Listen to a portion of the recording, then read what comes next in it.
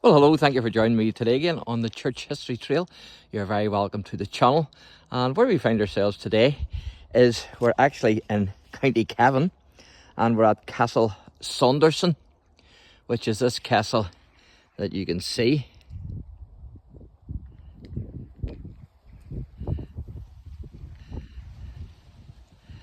So there's a wee billboard here and I'm going to read you a wee bit of the information. Big history here, so there is. It says from Cavan to Nuremberg. The Irish War of Independence from 1919 to 1921 resulted in independence from Britain and effectively signalled the end of the Saundersons' time here. The castle was raided by the IRA, that's the Irish Republican Army, in 1920, before the loathed English auxiliaries made it their base. The Anglo-Irish Treaty, signed in 1922, divided Ireland and left the castle on the Irish Free State side of the new border. It was abandoned, looted and fell into disrepair. And then it says the last Saunderson, Edward's grandson, Alexander, or Sandy, the last Saunderson, to own the property, led an extraordinary life. He was a prisoner of war in World War II, sharing a cell with Sir John Leslie of Castle Leslie. In prison, he studied law and later worked at the Nuremberg Nazi war crimes trials. He was one of the last people to interview Hitler's deputy, Hermann Göring. After the war, Sandy dreamed of restoring the castle, but it proved too costly. The Saundersons' 400-year association with Cavan ended when he sold the property in 1977. So there's a few pictures here. So the top one is the English auxiliary troops at Castle Saunderson in 1921. A bit of a motley crew, no doubt about it. And then below, a portrait of Alexander by Barnaby Conrad. So that's him in his old age. And then this one here above, this is Alexander in his youth during World War II. And it's sourced from I Say, Memoirs of Captain Alexander Saunderson, Barry Head and Nick Luddington. So that's a nice photo there, isn't it? In his youthful days. So, as I say, Castle Saunderson is in County Cavan. And this is the castle here.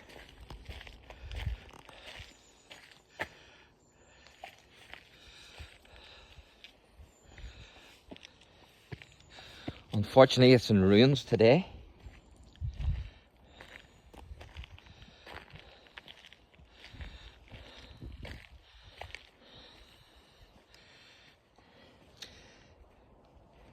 So the Saunderson family acquired the original castle during the plantation of Ulster.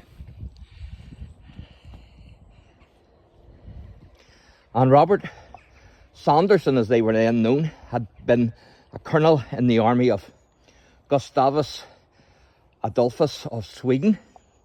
And in 1657, he served as High Sheriff of County Cavan. Now, on his death, the entire estate passed to his eldest son, also known as Colonel Robert Saunderson, in 1675-1676. And he sat in the Irish House of Commons. Just a shell of its former self, no doubt about it. But this must have been some house, some castle in its day.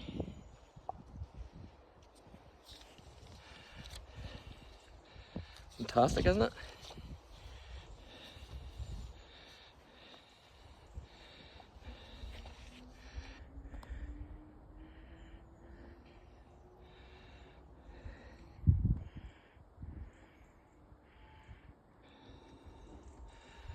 Brilliant.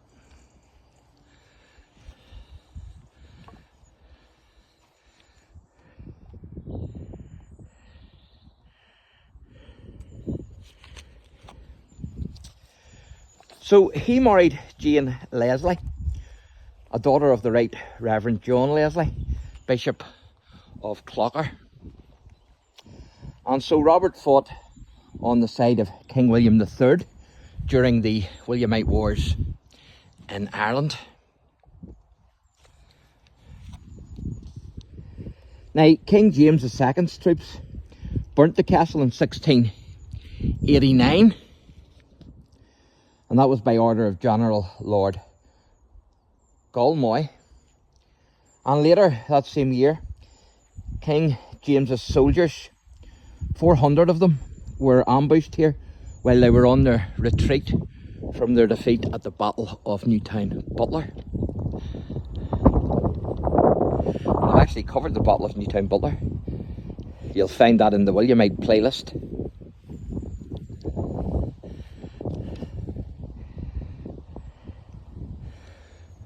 Some place, there's no doubt about it.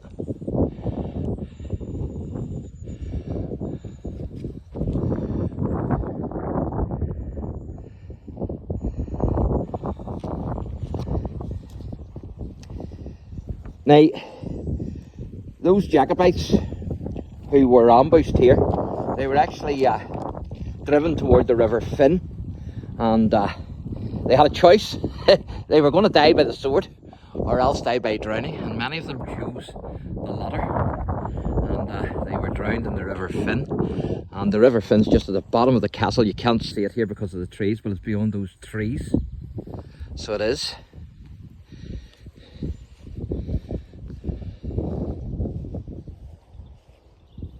Now, Robert and his wife Jane, they had no children, so the castle passed to a nephew of theirs, Alexander Saunderson. And his grandson, another Alexander, was the one who changed the spelling from Saunderson to Saunderson. So the only difference is a U. Instead of S-A-N, it was S-A-U-N.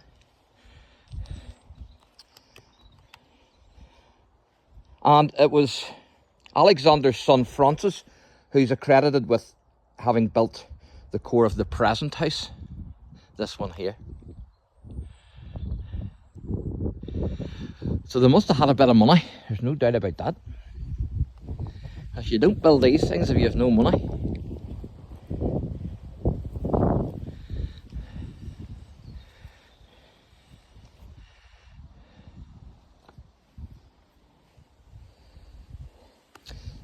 Now, Francis was staunchly anti-Catholic, and the estate would then be inherited by his younger son, also called Alexander, and then his son, Colonel Edward James Saunderson, would be the next one to inherit it. And he, like his father, was also a Whig politician. He was also a leader of the Liberal Unionists' opposition to Gladstone's efforts to introduce some measure of, I have to watch getting down here, some measure of home rule for Ireland, so he was against that. And he was also a founder of the Ulster Unionist Party. Now, the family moved out of the house in 1927, and they sold the property half a century later, as it said on the billboard earlier. So the present castle dates to 1840 and was burned in 1990. Now, the last Saunderson who owned the castle was Edward's grandson, Captain Alexander, or Sandy Saunderson as he was known. He was a POW, prisoner of war during World War II, and was later present at the war tribunal at Nuremberg as a legal advisor to Lord Lawrence. And he sold the property to a businessman in 1977. So there's another information board here that I'm going to read out to you. This says Forging Alliances. And it says in 1828, Alexander Saunderson, MP for Cavan, married Sarah Maxwell, daughter of Lord Fernham, head of another of Cavan's powerful Anglo-Irish families. Through marriage, the Maxwells could trace their lineage back to the legendary Irish High King Brian Boru and Scottish hero Robert the Bruce. A kindly landlord, during the famine of 1845 to 1851, Alexander suspended rent collections. A road built as relief works between the castle and Belturbet was known as Starvation Lane. Sarah, after whom the lake below the castle is named, was a staunchly religious lady who managed the household after Alexander lost his leg in an accident. Her decision to leave the estate to her third eldest surviving son Edward was to have a major impact on the course of Irish history, paving the way for Edward to become hero of the Loyalists. So this is Sarah Maxwell.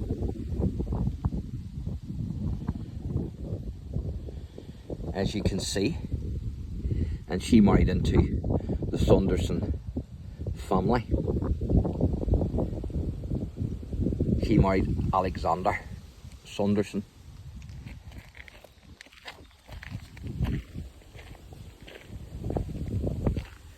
Now, the castle operated as a hotel for a time, but as you can see, it's now in ruins. So don't be turning up here to book your stay, because you'll not. Well, one thing's for sure, the air conditioning will be good, but there won't be much heat, and there certainly won't be bed and breakfast. So, as I say, it operated as a hotel for a time, but it's now in ruins after a third fire. And in 1977, the castle and its grounds then were acquired by Scouting Ireland, and so they still own part of the demise here. So they do. So there's one more wee billboard I want to show you. Show you the castle here, and then I'll show you this billboard, and then that's us. We can wrap this wee video up. This is a cool wee entranceway, isn't it? It's about the only part of the castle you can get in.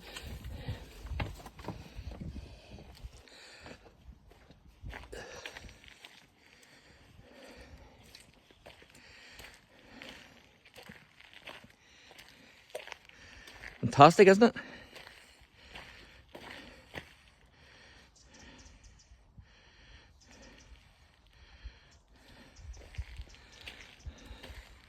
I've enjoyed the history here, hope you have. But I'm going to show you one more billboard before we wrap this up. And it's just across the way here. So as I say, the River Finn is down this direction, but you can't really see it because of the trees.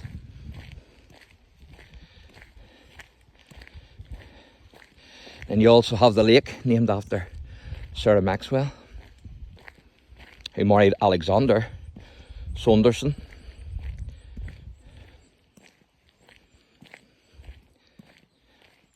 And the reason why he changed the name to with the U was for prestige. He thought it would get the family prestige because of the history of that name.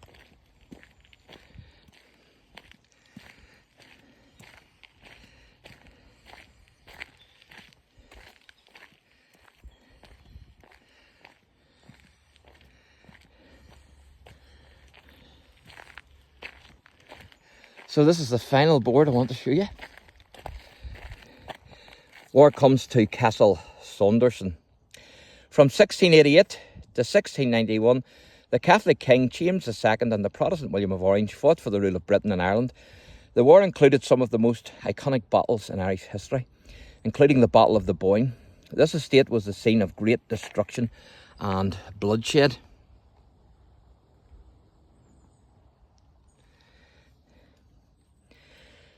Robert Saunderson's son, also Robert, who inherited Castle Saunderson in 1676, fought on the side of William of Orange. In 1689, the castle was burnt to the ground again by one of King James's generals, Lord Colmoy. Months later, 400 of King James's soldiers were killed at Castle Saunderson. They were ambushed while retreating from the Battle of Newton Butler, driven by their assailants towards the deep water of the River Finn, just below the castle. The men had the uninevitable choice of death by drowning or by the sword. Most chose a watery death. And there it says, Colonel Robert Saunderson was a leading soldier in the armies of William of Orange, and that's a depiction there from the Battle of the Boyne near Oldbridge. So there you go, folks. I hope you've enjoyed that Wasn't that absolutely fantastic? A lengthy video, more longer than my normal videos, but certainly I have enjoyed it. So thanks for watching, and God bless.